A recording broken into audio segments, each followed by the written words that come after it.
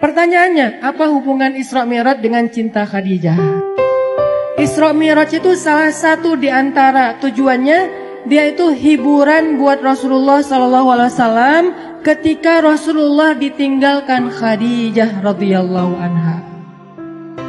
Jadi tahun ketika terjadi Isra Mi'raj dikenal oleh ulama dengan istilah tahun kesedihan. Kenapa disebut tahun kesedihan? Karena pada tahun itu Rasulullah SAW mengalami banyak ujian-ujian yang berat. Salah satu ujiannya, pertama beliau ditinggalkan oleh paman tercinta beliau, Abu Thalib. Udah gitu ditinggalkan lagi oleh istrinya yang selama ini banyak sekali berkorban dan mensupport dakwah Nabi, yaitu Khadijah radhiyallahu anha. Dan ini bikin Nabi itu patah hati banget. Kenapa? Khadijah meninggalkan Nabi sedangkan pekerjaan dakwah belum selesai.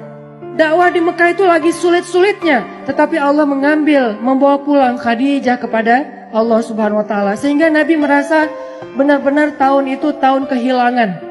Kehilangan Abu Thalib, kehilangan Khadijah, sehingga jadilah Nabi di kota Mekah, kalau kita ibaratkan itu kayak anak yatim, nggak punya tempat berlindung. Biasanya Nabi itu kalau beliau dicela, dibully sama netizen gitu kan. Ini analogi sosial media. Kita dibully netizen aja kayak sedih banget gitu. Apalagi Rasul dibulinya bukan sama sosial media yang gak ketemu orangnya, tapi langsung lihat ekspresi wajahnya, dilemparin sama kotoran. Nah, hiburan Nabi yang membuat Nabi itu kuat ketika dalam keadaan dibully rame-rame adalah Khadijah. Sehingga Nabi pulang ke rumahnya dalam keadaan lelah, dalam keadaan sedih, dalam keadaan kecewa. Nabi bilang kepada Khadijah, Khadijah, zammiluni, selimuti aku Khadijah, selimuti aku. Akhirnya Nabi diselimuti oleh Khadijah. Lalu Nabi curhat sama Khadijah, Khadijah, kenapa mereka mendustakan dakwah aku? Apakah aku terlalu keras kepada mereka? Kata Khadijah, tidak wahai Rasulullah. Apakah aku tidak menyampaikannya dengan jelas? Kata Khadijah, tidak ya Rasulullah, engkau sudah menyampaikan dengan jelas. Wahai Khadijah, bagaimana agama ini akan Allah menangkan jika mereka menolak agama ini? Kata Khadijah, ya Rasulullah, la tahzan. Jangan sedih ya Rasulullah, jangan kecil hati ya Rasulullah, jangan patah semangat ya Rasulullah. Insya Allah, Allah akan memenangkan agama ini suatu saat nanti. Sehingga Nabi jadi semangat lagi. Ini artinya Khadijah adalah orang yang sangat penting di sisi Rasulullah SAW. Khadijah adalah orang yang pertama menerima dakwah Nabi ketika satu dunia ini, satu bumi ini menolak dakwah Nabi. Khadijah orang yang pertama sholat di belakang Nabi ketika tidak ada yang mau sholat di belakang Nabi. Tiba-tiba orang yang paling berharga bagi Rasulullah SAW ini kembali kepada Allah Subhanahu wa taala. Sehingga Nabi merasa kehilangan, seolah-olah dunia ini gak punya siapa-siapa lagi. Sedih luar biasa. Abu Thalib pergi, Khadijah pergi. Di tahun yang sama, orang-orang kafir Quraisy merencanakan untuk membunuh Rasulullah SAW. Sehingga Rasul harus lari ke Taif. Baru lari ke Taif, berharap di Taif diterima sama keluarga besar ibunya beliau, Aminah.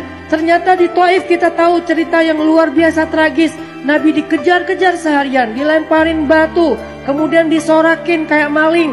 Sehingga Nabi keluar masuk kebun kurma bersembunyi. Ketahuan lari lagi, sembunyi lagi, ketahuan lari lagi. Sampai jidat Nabi itu kena lemparan batu dan berdarah. Seharian Nabi berlari karena dikejar-kejar sama orang di Taif. Udahlah perasaan beliau sedang dalam keadaan kehilangan, lagi patah hati banget kalau bahasa kita sekarang. Tiba-tiba dihujat rame-rame sama manusia. Ini berat banget buat Rasulullah SAW. Kondisi mental yang lagi down banget.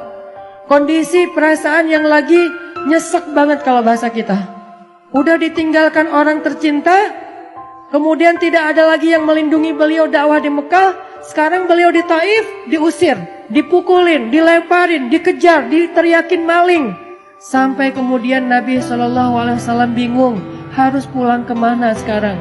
Di Mekah beliau diancam, di Taif beliau diusir. Akhirnya Rasulullah SAW diam-diam masuk ke kota Mekah dan tidur di depan Ka'bah. tidur sendiri di depan Ka'bah. Orang-orang Mekah udah pada tidur, masuk ke rumah mereka masing-masing. Nabi sembunyi-sembunyi masuk ke kota Mekah dan tidur di depan pintu Ka'bah. Karena udah nggak tahu harus pulang kemana. Benar-benar jadi kayak anak yatim lagi. Makanya Allah berfirman, alam yajidka yatiman fa'awa. 2 kali Nabi ngerasain nelangsanya jadi anak yatim. Pertama, nelangsa ditinggalkan ayah, ibu, dan kakeknya. Kemudian nelangsa ditinggalkan paman dan istrinya.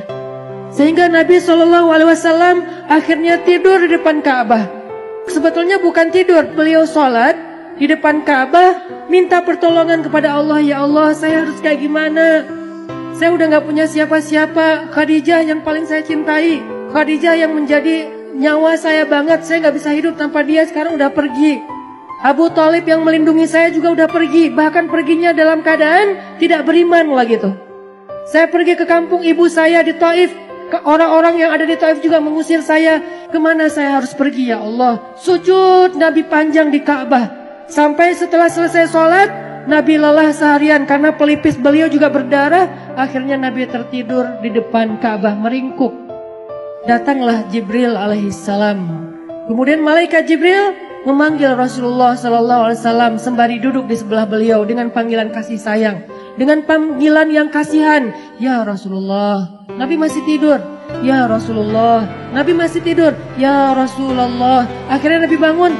Jibril, kata Jibril, ya Rasulullah, Allah mengundang Rasulullah untuk melakukan perjalanan ke langit. Ketika Nabi dalam keadaan down, ketika Nabi dalam keadaan drop, ketika Nabi dalam keadaan nelangsa, dalam keadaan lemah, maka Allah Subhanahu wa ta'ala memanggil Nabi ke langit. Ya Rasulullah, Allah memanggil Nabi untuk bertemu. Allah memanggil Nabi untuk naik ke langit.